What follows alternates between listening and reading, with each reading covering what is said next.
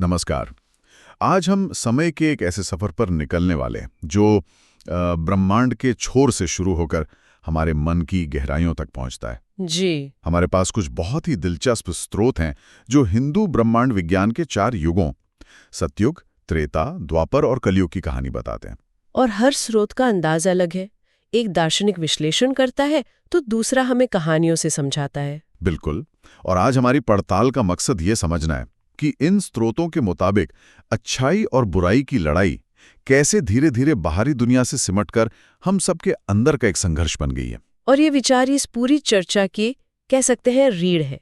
हम देखेंगे कि कैसे धर्म और अधर्म के बीच की भौतिक दूरी घटती चली गई जब तक कि वो शून्य नहीं हो गई। तो चलिए इस विचार की परतों को खोलते हैं। शुरू करते हैं उस युग से जहां सब कुछ अपनी सही जगह पर था, सतयुग। जी, सतयुग। पहला स्रोत सतयुग को अस्तित्वगत पृथक्करण का युग कहता है। सुनने में थोड़ा भारी शब्द लगता है। हाँ, है तो। इसका आसान भाषा में मतलब क्या है? देखिए, इसका मतलब बहुत सीधा सा है। एक ऐसा दौर जहां अच्छाई और बुराई की दुनिया ही अलग थी। स्रोत कहते हैं कि देवता स्वर्ग में रहते थे और असुर पाताल में। अच्छा, तो धरती पर सिर्फ अच्छाई थी? सिर्फ अच्छाई। लोगों के मन में बुराई का ख्याल तक नहीं आता था। धर्म अपने चारों पैरों पर मजबूती से खड़ा था। 4 पैर? आपने कहा धर्म के 4 पैर थे, सत्य, तप, पवित्रता और दान। इसका मतलब ये हुआ कि उस युग में ये चीजें स्वाभाविक थीं, जैसे हवा में घुली हुई हों। बिल्कुल। लोगों को सच बोलने के लिए सोचना नहीं पड़ता था। वो उनकी कह सकते हैं फितरत थी। तपस्या यानी अनुशासन जीवन का हिस्सा थी। मन और शरीर में पवित्रता थी और दान का तो सवाल ही नहीं उठता था, क्योंकि मेरा और तेरा का भाव ही नहीं था। अच्छा, जब सब कुछ सबका है तो दान किसे और क्या करना? एग्जैक्टली। ये सब गुण सांस लेने जितने ही सहज थे। वाह, मतलब कोई नियम नहीं, कोई डर नहीं, सिर्फ एक लय थी। स्रोतों में एक कहानी है जो इस माहौल को बहुत खूबसूरती से दिखाती है। जी। एक ऋषि जंगल में ध्यान कर रहे हैं और एक शेर एक हिरण का पीछा करता हुआ वहां आता है। हाँ, और हिरण डरकर ऋषि की गोद में छिप जाता है। शेर भी वहां पहुंचता है, लेकिन ऋषि की शांति और आभा को देखकर वो रुक जाता है। और फिर ऋषि आंखें खोलकर शेर से बस इतना कहते हैं, यह जंगल शांति का है। तुम्हारी भूख तुम्हें इस संतुलन को नष्ट करने का अधिकार नहीं देती। और शेर मान जाता है। हैरान करने वाली बात यही है, वो चुपचाप सिर झुकाकर वहां से चला जाता है। ये तो अविश्वसनीय है। आज के समय में इसकी कल्पना भी नहीं की जा सकती। लेकिन एक मिनट, अगर सब कुछ इतना ही उत्तम था, इतना परफेक्ट, तो युग खत्म क्यों हुआ? यही तो इस कहानी का सबसे दिलचस्प मोड़ है। एक दूसरे स्रोत में एक अद्भुत विरोधाभास है। पृथ्वी देवी यानी भूमि एक गाय का रूप लेकर ब्रह्मा जी के पास शिकायत लेकर गईं। शिकायत? किस बात की? उन्होंने कहा, मैं पाप के बोझ से नहीं बल्कि स्थिरता के बोझ से दबी जा रही हूँ। एक मिनट, क्या कहा? स्थिरता का बोझ? हाँ, उनका कहना था यहाँ कुछ बदल नहीं रहा, कोई इच्छा नहीं है, कोई विकास नहीं है, सब कुछ ठहर गया है। कमाल की बात है, मतलब परफेक्शन ही एक प्रॉब्लम बन गई। बिल्कुल। तब ब्रह्मा ने सृष्टि में इच्छा को जन्म लेने की अनुमति दी, और जैसे ही पहली इच्छा पैदा हुई, पूर्णता का संतुलन टूट गया और सतयुग का अंत शुरू हो गया। तो सतयुग की पूर्णता में ही उसके अंत का बीज छिपा था। जी। तो जब ये इच्छा पैदा हुई तब क्या हुआ? क्या अच्छाई और बुराई की दुनिया तब भी अलग अलग थी? नहीं, यहीं से सबसे बड़ा बदलाव आया। अब दोनों एक ही धरती पर आ गए, और यहीं से त्रेता युग की कहानी शुरू होती है, जिसे मर्यादा और बाहरी शत्रु का युग कहा गया है। बिल्कुल। अब देवता और असुर एक ही दुनिया में थे, लेकिन उनके बीच एक भौगोलिक दूरी थी। जैसे राम अयोध्या में तो रावण लंका में। अच्छा, तो बुराई अब दुनिया में तो आ गई थी, लेकिन पड़ोस में नहीं थी, दूर थी। हाँ। और आपने कहा कि धर्म का एक पैर कम हो गया। ये कैसे हुआ? वो दान वाला पैर लड़खड़ा गया, क्योंकि इच्छा के जन्म के साथ ही मेरा और तुम्हारा का भाव आ गया। अच्छा। जब तक सब कुछ सबका था, दान का सवाल ही नहीं था। अब जब संपत्ति और अधिकार आए तो दान एक कर्म बन गया, स्वाभाविक गुण नहीं रहा। और इसीलिए समाज को व्यवस्थित रखने के लिए मर्यादा यानी सीमाओं और नियमों की जरूरत पड़ी। और उन नियमों की रक्षा के लिए राजाओं का उदय हुआ। और शायद इसीलिए इस युग में हमें राम जैसे मर्यादा पुरुषोत्तम दिखाई देते हैं, जो नियमों और वचनों का पालन करने के लिए सब कुछ त्याग देते हैं। जी।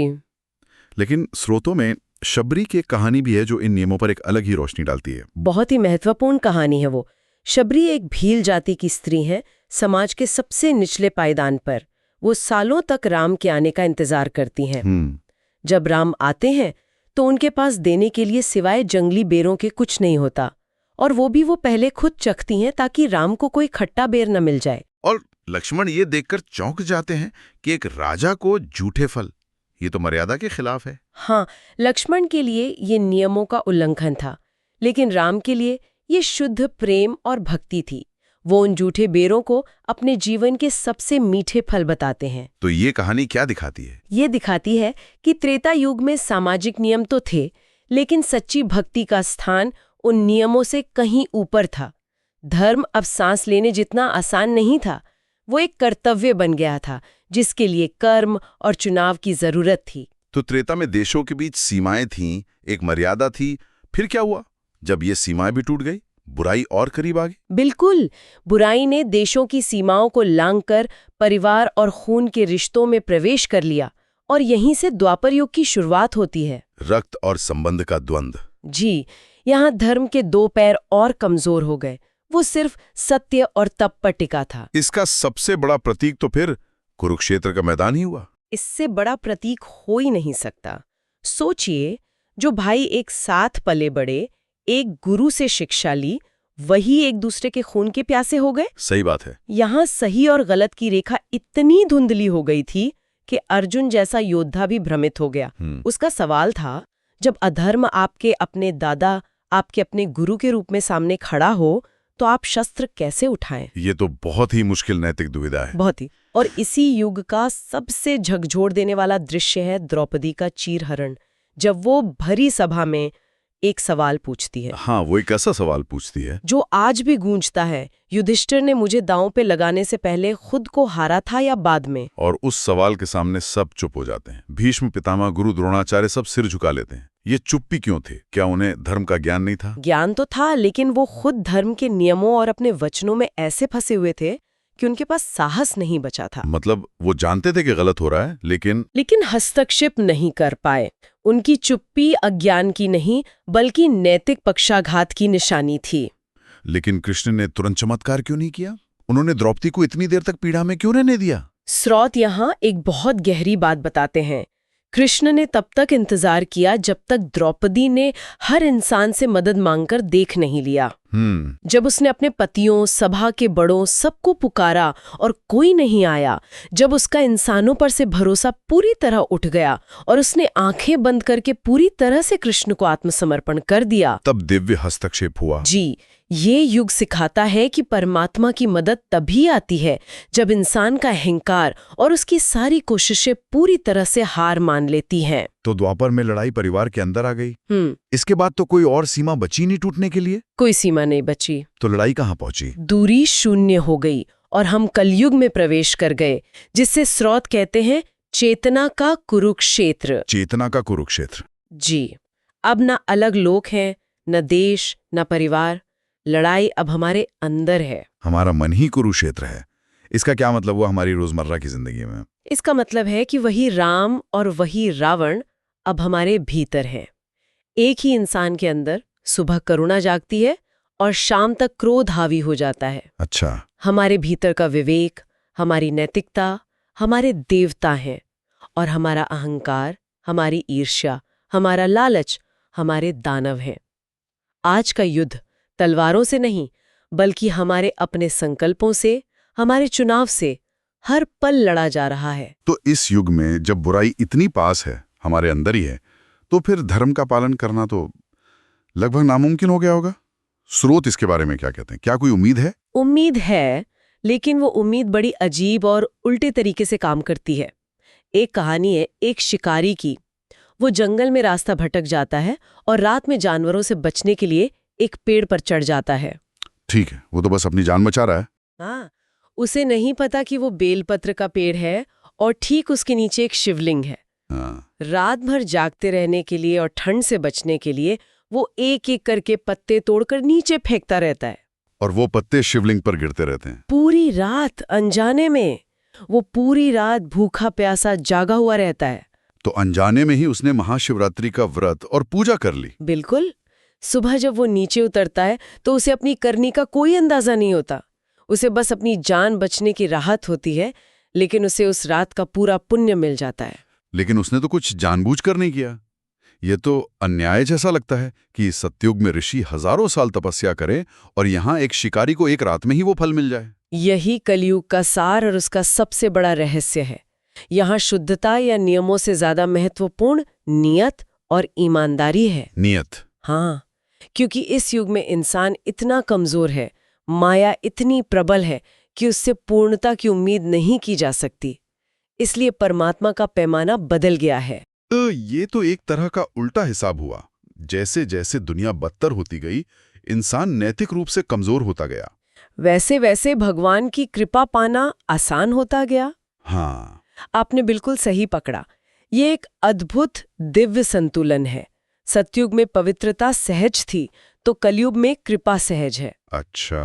क्योंकि इस युग में संघर्ष और पीड़ा बहुत अधिक है, इसलिए परमात्मा पूर्णता नहीं, केवल ईमानदारी मांगता है। एक सच्चे दिल से निकला आंसू, एक बेबसी में ली गई पुकार सदियों की तपस्या से ज्यादा कीमती हो जाती है। तो आज की इस चर्चा में हमने देखा कि कैसे अच्छाई बुराई की लड़ाई बाहरी दुनिया यानी स्वर्ग और पाताल से शुरू हुई, फिर धरती पर देशों के बीच आई, फिर परिवारों में घुसी और आखिरकार हमारे मन के कुरुक्षेत्र में आकर बस गई। हाँ, जैसा कि एक स्रोत कहता है, हमारा शत्रु अब बाहर कहीं नहीं छिपा है। इसलिए कलयुग में सबसे बड़ी साधना या सबसे बड़ा यज्ञ मंदिरों में नहीं, बल्कि अपने मन के भीतर होता है। अपने विचारों का निरीक्षण करना। बिल्कुल।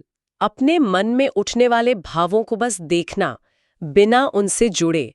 यदि हम अपने भीतर के नकारात्मक भावों को, अपने भीतर के दुर्योधन या रावण को पहचानना शुरू कर दें, तो हमारे भीतर के सकारात्मक गुणों यानी हमारे भीतर के राम या कृष्ण का प्रकट होना निश्चित है।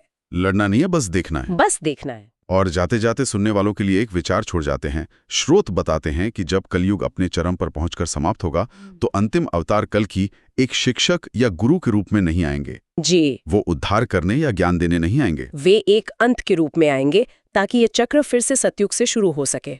इस पर सोचिएगा, जब परमात्मा का हस्तक्षेप कोई सीख देने के लिए नहीं बल्कि केवल एक रीसेट बटन दबाने के लिए हो, तो ये हमारे समय और हमारे कर्मों के बारे में क्या कहता है?